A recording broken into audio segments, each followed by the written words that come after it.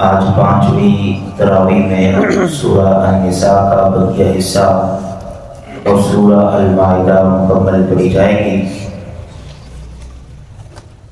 فرمایا گیا کہ اہل ایمان ظلم و ستم کے ماحول میں جرأت اور استقامت اختیار کرتے ہوئے اخلاقی برتری کے لیے سرگرم رہیں۔ سورہ المائدہ کا زیادہ تر حصہ احکام و قوانین پر مشتمل ہے۔ فرمایا گیا کہ شریعت اسلامیہ کے پابند رہو۔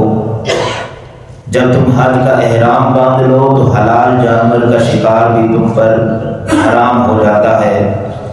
حلال جانوروں میں بھی ان کا کھانا جائز ہے جس پر اللہ کا نام لیا جائے۔ پھر منع کیا گیا کہ فال نہ نکالو، نجومیوں کے پاس جا کر اپنی قسمت کا حال معلوم نہ کرو، یہ فاسدوں کا طریقہ ہے۔ فائدہ اور نقصان اللہ کے ہاتھ میں ہے۔ تم دین اسلام پر کامل یقین رکھو۔ فرمایا کہ اللہ نے تمہارے لیے دین کو مکمل کر دیا، اب کسی قسم کے اضافے یا کمی کو کوئی اس میں منمانی نہیں کر سکتا۔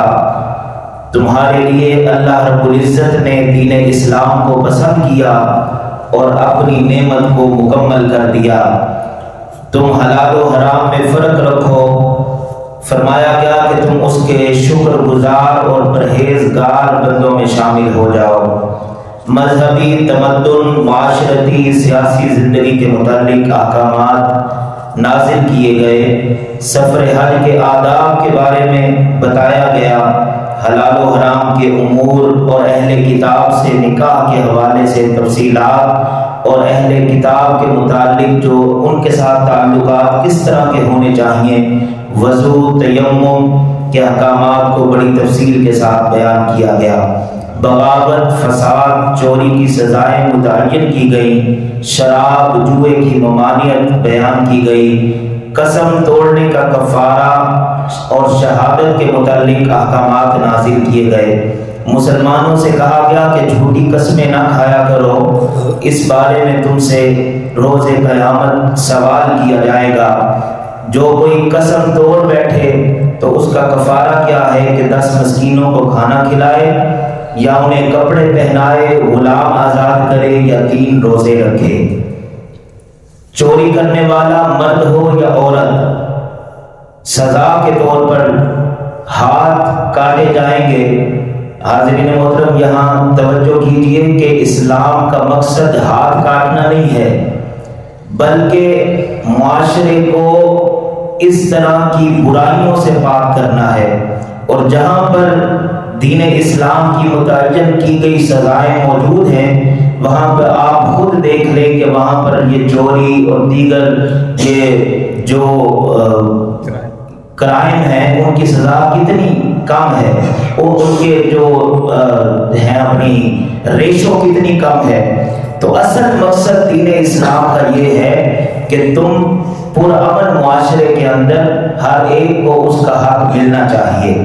یہود و نصارہ کبھی تمہارے دوست نہیں ہو سکتے، یہ آپس میں تو ایک دوسرے کے دوست ہو سکتے ہیں، کبھی تمہارے لیے مخلص نہیں ہو سکتے۔ عیسائیوں کا عقیدہ تثلیث کو کفر کہا گیا۔ اللہ نے اپنے نبی کو تسلی دیتے ہوئے کہا کہ کافروں کے بارے میں غم زدہ نہ ہوا کیجیے۔ جگہ جگہ اللہ کے پیارے حبیب جب کفار کو دیکھتے کہ میرے ہوتے ہوئے بھی یہ جہنم کی طرف جا رہے ہیں تو دل ہی دل میں کڑتے، تو اللہ اپنے محبوب کو تسلی دیتا کہ محبوب یہ ایمان نہیں لاتے تو کیا اس بارے آپ اپنے آپ کو ہلاک کر لیں گے؟ آپ غم نہ کیجئے، انہوں نے خود ہی اپنے لیے جہنم کا فیصلہ کر لیا ہے۔ ظالم ہمیشہ بے یار و مددگار رہیں گے، مشرک کبھی بھی جنت میں نہیں جا سکتے۔ پھر فرمایا گیا اے ایمان والو، اللہ نے جو چیزیں پاک اور حلال کی ہیں ان کو کبھی اپنے اوپر حرام نہ کرو، یعنی جس طرح حرام چیز سے بچنے کا حکم دیا گیا تو جن چیزوں کو اللہ نے حلال کیا ہے کسی کو یہ زیبا نہیں دیتا، کسی کو یہ اجازت نہیں ہے کہ اس کو وہ اپنے اوپر حرام کر لے۔ تو اس کو قرآن نے کہا کہ اگر تم ایسا کرتے ہو تو تم اپنے نفس کی پیروی کر رہے ہو۔